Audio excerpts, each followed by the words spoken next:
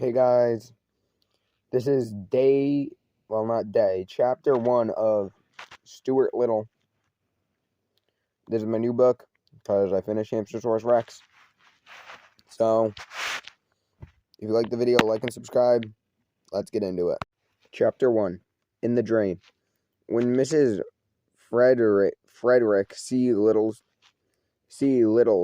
second son arrived, everybody noticed that he was not much bigger than a mouse. The truth of the matter was, the baby looked very much like a mouse in every way.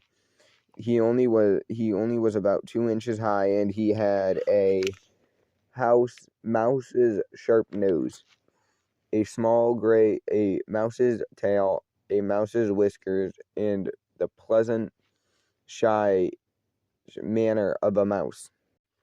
Before he was many days old, he was not only looking like a mouse, but acting like one too, wearing a gray hat and carrying a small cane.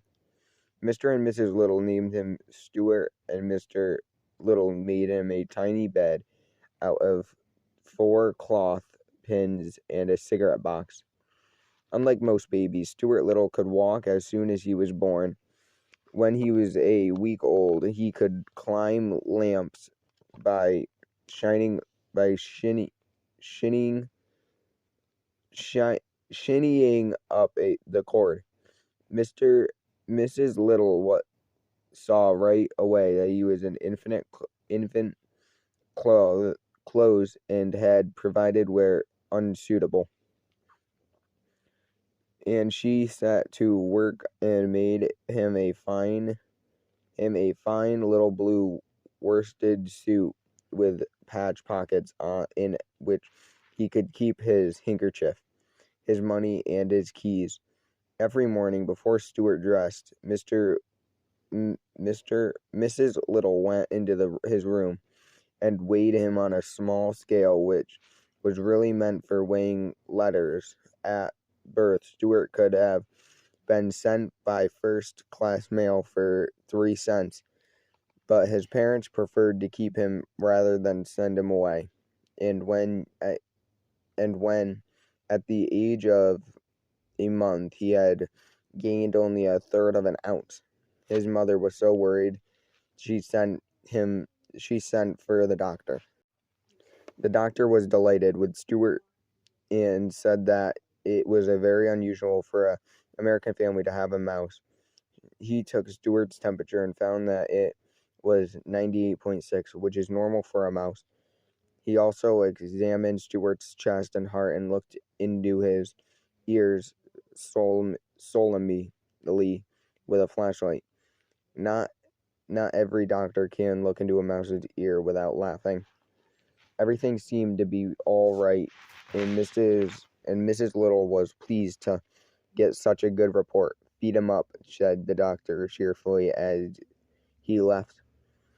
The home of the Little family was a pleasant place near the park in New York City.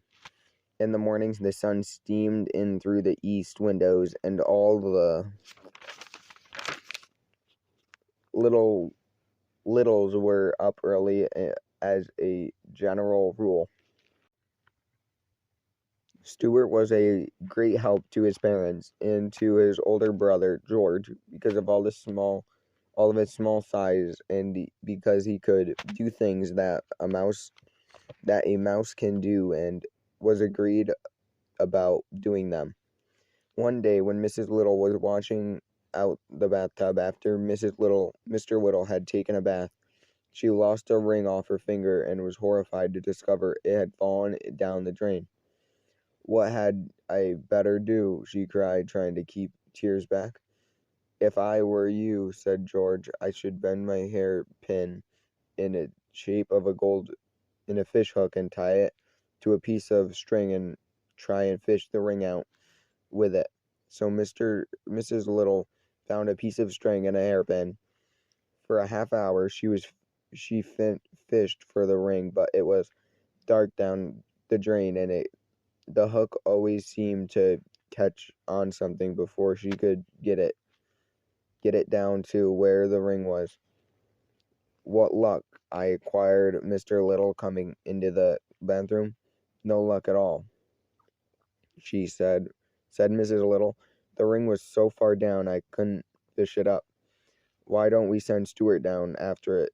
Suggested Mr. Little. How about it, Stuart? Would you like it to try? Yes, I would, Stuart replied. But I think better go down into my old better get into my old pants. I imagine it's wet down there. It's all of that, said George, was a trifle annoyed that his hook idea hadn't worked. So Stuart slipped into his old pants and prepared to go down to the drain after the ring. He decided to carry a string along with him, leaving one end in charge of his father. When I jerk 3 times on the string, pull me up, I said, and while Mr. Little knelt on the tub, Stuart did. Stuart slid easily down the drain and was lost into view. In a minute or two, there were three little quick jerks on the string, and Mr. Little carefully hauled it up. There, there at the end was Stuart Little with the ring safely around his neck. "Oh, my brave little son," said Mrs. Little proudly as she kissed Stuart and thanked him. "How was it down there?" asked Mr. Little, who was always curious to know about places he had never been to. "It was all right," said Stuart, but the truth was the drain had made him very slimy, and it was necessary for him to take a bath and sprinkle himself with a bit of his mother's violet water before he felt himself again. Everybody in the family thought he had been awfully good about the whole thing.